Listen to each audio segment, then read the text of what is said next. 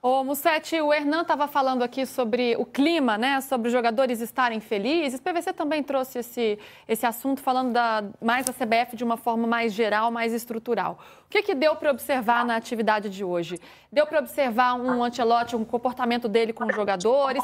Ele já tinha tido uma primeira conversa com os atletas antes da primeira atividade, né? O que ele falou? É um técnico que chega e conversa bastante, ou mais na dele? E os atletas, a gente vê eles realmente muito animados nesse momento, né? Querendo mostrar serviço, porque, claro, é um técnico que está chegando, então eles precisam mostrar serviço, e um técnico muito vencedor, que chega como uma grande referência. O que deu para ver nesses 15 minutos? O diretor Rodrigo Caetano conversou ali rapidinho com a gente. Ele falou, cara, o Ancelotti ele tem uma capacidade gigantesca de transformar o ambiente sem fazer força para isso. Só pela presença dele. Não é que o cara é legal, divertido, que fez um churrasco. Ele cria uma esperança por ser quem ele é. Ele é um cara muito simples no trato e tá todo mundo muito empolgado com cada momento. Então, ele fez a primeira reunião com o elenco, depois ele teve algumas conversas com as lideranças, Marquinhos, Casemiro, Alisson. Depois ele conversou individualmente com esses jogadores, que foi algo que o Marquinhos disse na entrevista coletiva de hoje, que o Brasil tem alguns postulantes à braçadeira de capitão, o principal é o Casemiro. Então o Ancelotti foi conversando com esses principais jogadores, os mais experientes, para ir entendendo. Teve muita conversa até tarde. O Caetano falou de uma espécie de imersão do Ancelotti, não apenas no contexto da CBF, mas também sobre o país. O Caetano roda com ele por tudo que é canto, já andou bastante no Rio, ele quer viajar pelo Brasil para conhecer mais da cultura. Foi no Corcovado? Exato. Para conhecer mais da cultura do Brasil, para que aproveite esse tempo ao máximo. E esse tipo de conversa do Ancelotti até agora foi basicamente pedindo confiança no trabalho dele e já antecipando alguns cenários, como um cenário que era muito claro no Real Madrid, da naturalidade de cada jogador fazer diferentes posições e funções. Não era um problema, uma improvisação. O Valverde começava de segundo, de primeiro lateral, ia ser ponta. Isso vai acontecer. Eu acho que essa primeira, não é uma escalação, mas essa primeira pista mostra jogadores capazes de fazer diferentes funções. Danilo, Alexandro, o próprio Andrei, o Andrés, barra volante meia, Estevão, ponta meia. Então, o Ancelotti está pensando num time, nesse momento, um pouco mais pragmático, porque esse resultado é importante. Então, como ele tem pouco tempo, ele escolhe os jogadores que podem fazer diferentes funções, entender mais rápido o que ele quer, para depois ir soltando aos poucos. Mas, respondendo a tua pergunta, Lu, deu para ver um clima muito bom. Não que o clima do que eu visse antes era ruim, com Dorival ou Fernando Diniz, mas deu para ver muita gente hoje plenamente orgulhosa de estar sendo treinada pelo Ancelotti. Ô Musetti, uma coisa que você falou aqui que eu acho muito importante, muito valiosa, você disse que o Rodrigo Caetano falou. Ele está fazendo uma espécie de imersão no futebol brasileiro. Eu ouço, por outro lado, as pessoas dizendo assim, não, ele foi em Itaquera ver Corinthians e Vitória só para ver o Hugo Souza. Cara, não. Ele foi para lá para ver onde ele está. Ele foi entender em que lugar ele está. Ele foi ao Nilton Santos, não foi para ver o Igor Jesus. Ele não foi para ver como o Renato Paiva monta o Botafogo. Ele não foi ao Maracanã para saber como é que joga o Danilo, que ele sabe. Assim como ele foi ao Cristo Redentor. Nem comer biscoito Globo. Eu acho que o Cristo Redentor, ele até foi para o que ele queria, estava curioso para ver o Rio de Janeiro, que é uma cidade linda, espetacular. Mas ele faz parte dessa imersão, né? Você conhecer talvez o principal cartão postal do país. Por que o Ancelotti é o único cara da história do futebol que foi campeão na França, na Itália, na Espanha, na Alemanha e na Inglaterra? Porque ele tem uma capacidade de chegar e falar assim, peraí. Não é eu cheguei aqui, vocês vão entender como eu sou. Não, para usar a metáfora do Abel Ferreira, terrível, não é ele que tem que sair na minha frente. Não, sou eu que tenho que entender onde eu estou. Onde é que eu estou? Você pode me dar licença, por favor, que eu preciso ver isso daqui? Por gentileza? Olha aqui. Nossa, aqui funciona desta maneira. O jogo do Corinthians me deu sono. Que coisa, eu bocejei. O jogo do Flamengo, a torcida é espetacular. Maracanã é lindo. Que coisa, assim que as pessoas fazem. Olha como o mundo funciona aqui dessa maneira. É diferente da Itália. Um olhar de curiosidade, de interesse, um interesse genuíno por onde entender, por exemplo, por que o Estevão se comporta de certa maneira em certos jogos. Porque ele vai ver o jogo, como funciona um jogo no futebol brasileiro. Que é diferente de como funciona em Champions League. A gente virou esse clichê. absoluto, que virou um clichê, né? A frase é muito boa, mas virou um clichê de tão repetida. Ah, é outro esporte. Não, não é outro esporte, é o mesmo esporte praticado de outra maneira. Então eu preciso entender onde eu estou. É isso que ele está fazendo. Ele não foi ver o Hugo Souza. Hernan, esse é o espírito do Ancelotti hoje, de realmente ter essa imersão no nosso país, na nossa cultura, para entender como a gente é, o que é importante, como é o nosso povo, e a partir daí criar uma nova seleção brasileira? Ele não veio para brincar, né? Não veio para tirar férias. Né? Aquela coisa de pegar um trabalho. Porque, assim, um técnico vitorioso como esse não vem para a seleção mais vitoriosa do mundo, numa Copa do Mundo, para passar vergonha.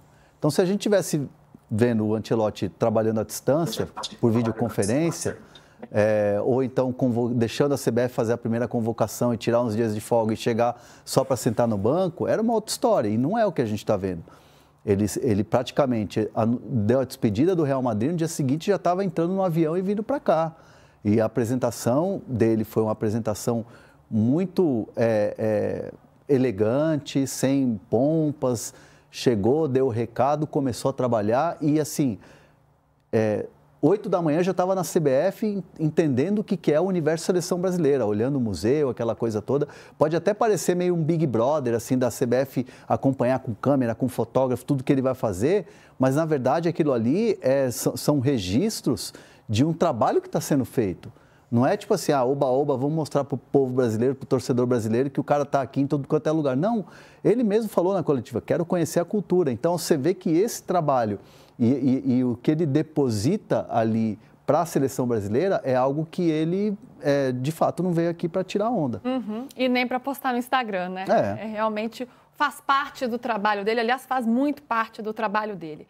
Eu queria trazer aqui o time do Dorival Júnior para a gente fazer uma comparação. Pode deixar rolando aí as imagens do treino, porque é legal, né, para a gente acompanhar um pouco. A gente não tem muito tempo, então o tempo que a gente tem que aproveitar as imagens, né, para observar os jogadores em campo, ali fazendo uma atividade física antes, um aquecimento antes do treino, e o Ancelotti ali com o bonezinho da seleção brasileira observando tudo. Me chama a atenção, e aí trago aqui para o PVC e para o Mussetti também, para o Hernan, só 2 jogadores estiveram na última convocação do Dorival. Na última convocação, não. No último time titular, comparando com o que foi esboçado hoje. E aí, gente, é importante deixar claro, né? A gente não tem informação de que esse é o time que vai a campo contra o Equador na quinta-feira. Mas é um esboço, uma ideia. Apenas Marquinhos e Vinícius Júnior. Aquele time do Dorival tinha Bento, Wesley, Marquinhos, Murilo e Arana, André, Joelinton e Rafinha, Vinícius Júnior, Rodrigo e Matheus Cunha.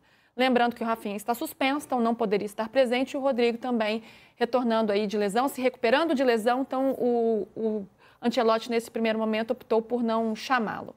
E aí me chama a atenção o Estevão. O Estevão, que é um jogador, né, que a gente já fala muito aqui no... Oi? O Bellingham. O Bellingham do novo Real Madrid aí do PVC.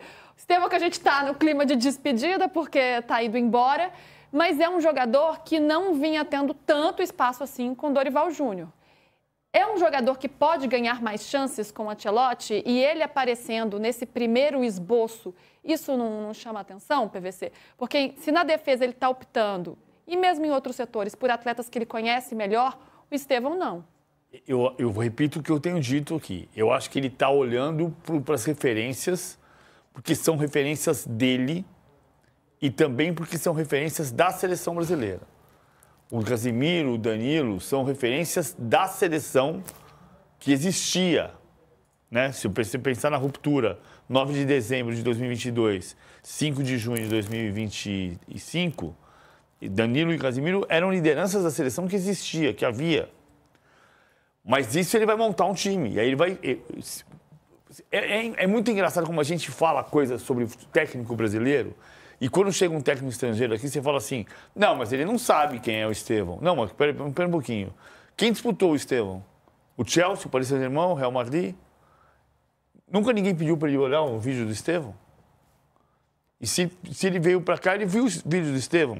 Ele pode achar que ele é imaturo. Sim. Né? Não, e é diferente de acompanhar dia a dia, né? Como a gente acompanha aqui Ele botou no o Endrick para jogar com 18.